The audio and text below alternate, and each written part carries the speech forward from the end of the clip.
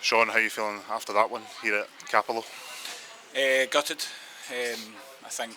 Listen, I think we at least deserved a point, but ultimately, again, we shot ourselves in the foot. And listen, it's an unbelievable goal for the boy, but we've got to stop it at source. We had 2 chances to clear it, and we don't do it. So I'm disappointed at that fact. But aye, it's a sickener. It's a very good response to going behind in the first half as well with Aidan's goal. Yeah, we showed great character. I actually thought our goal was really good. Yeah, it was a good switch of play, and obviously Rocco comes in at play left back, and I did say to him sometimes you're going to have to come in the pitch, and to be fair, he done that, had a strike, and then we picked up the second phase. And again, I'm really delighted for obviously Aidan Conley getting his goal, because it's something that he's been searching for, but aye, ultimately it's not enough. And Aidan started and finished that move as well, didn't it? It just shows you an endeavour going right the way through the team. Yeah, I said that to Aidan actually at half time. I actually thought he handled that situation really well, and then ultimately, as you say, he goes and makes that finish. So, but I think the second half I was probably disappointed with us a wee bit.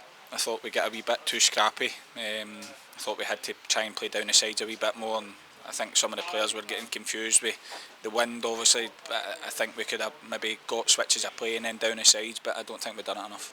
Conditions will have played a part in that, but also you lost Ewan Murray in the first half and then Tyrese in the second half, so it's a reshuffle there for you as well.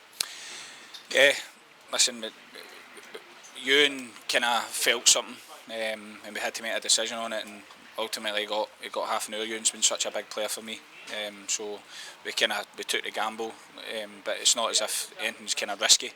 In terms of he felt it tighten up, and we just wanted to make sure that he would come off, because we can't afford to lose Ewan for weeks and weeks. So, and it had to become a kind of reshuffle. You're playing two guys that don't usually play centre back at centre back. You're playing a right back at left back, but that's what we've got, and we had to handle it. For the most part, they did handle it as well. Yeah, absolutely. Listen, I've said that.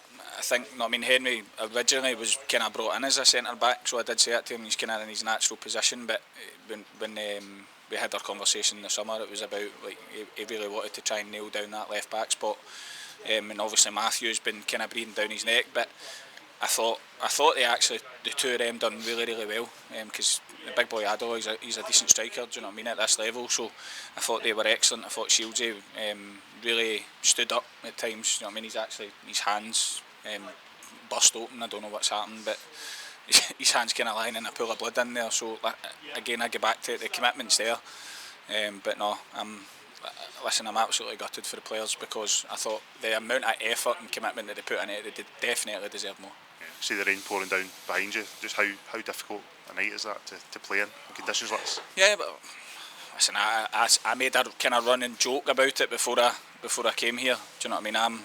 I'm from here, and it's probably the wettest place in the country. As soon as you hit them, as soon as you kind of see them batting rock, and you're right, that's where the rain kind of starts. And I did say that to the players. I said, and it won't let up.